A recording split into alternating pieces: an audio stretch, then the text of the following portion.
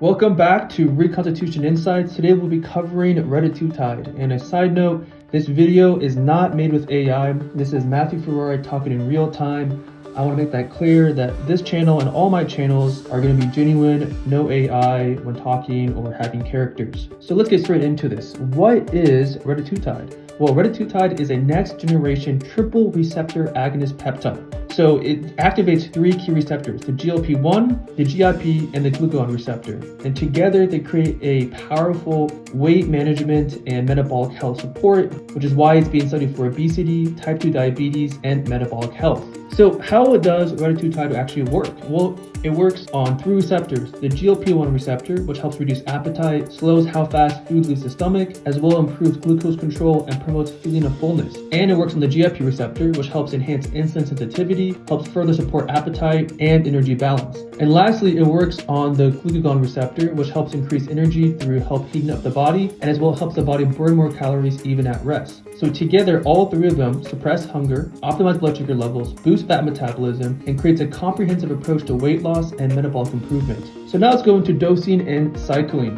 And this is a key note on GLPs and just all peptides in general. Our goal is to find the minimum effective dose. So many times I see researchers thinking more is better. More is not better, especially for GLPs. Additionally, with this kind of peptide, we want to titrate up. So we want to start with the lowest dose, make sure it feels good, and then always add more as we go. So for my research, I've seen beginner doses starting around 1 to 2 milligrams per week. It's a one-time injection and titrating up to 4, 8, maybe even 10 milligrams in certain situations. And when it comes to cycling, I've seen anywhere from 12 to 24 weeks on with 8 to 12 weeks off. Personally, I think the best approach is to do 12 weeks on and 4 to 8 weeks off. I think one of the worst things to do is to run a GLP peptide year-round, turns into lots of side effects, and a lot of times people will focus on the peptide and actually not the most important thing, which is correcting lifestyle factors. Now let's go into the cautions and counterindications. For my research, the most common side effects I've seen is stomach pain, nausea, vomiting, diarrhea, constipation,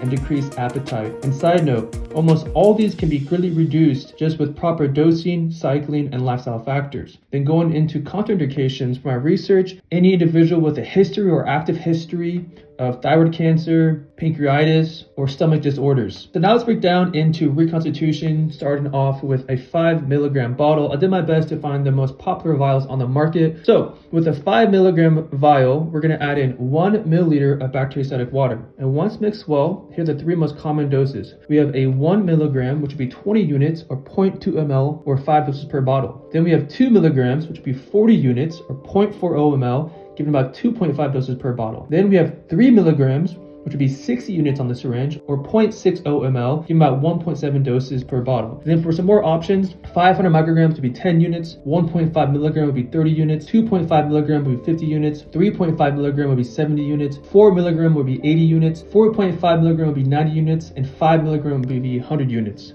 Now moving on to a 10 milligram bottle. To do a 10 milligram bottle, we're going to want to add in 1 milliliter of bacteriostatic water. And once mixed well, here are the three common doses. First would be 1 milligram, which would be about 10 units or 0.10 ml, giving about 10 doses per bottle. 3 milligrams would be 30 units or 0.30 ml, giving about 3.3 doses per bottle. 6 milligrams would be about 60 units or 0.60 ml, giving about 1.7 doses per bottle. And then for some more options, 500 micrograms would be 5 units, 1.5 milligram would be 15 units, 2 milligrams would be 20 units, 2.5 milligram would be 25 units, 3.5 milligram would be 35 units, 4 milligrams would be 40 units, 4.5 milligram would be 45 units, 5 milligram would be 50 units, and 5.5 milligram would be 55 units. And lastly, the biggest bottle, which would be 20 milligrams. To start this, we're going to do 3 mLs of bacteriostatic water to reconstitute it. And once mixed well, for 1 milligram would be 50 units or 0.15 ml, giving about 20 doses per bottle. 3 milligrams would be 45 units or 0.45 ml, giving about 6.7 doses per bottle. And 6 milligram would be 90 units or 0.90 ml,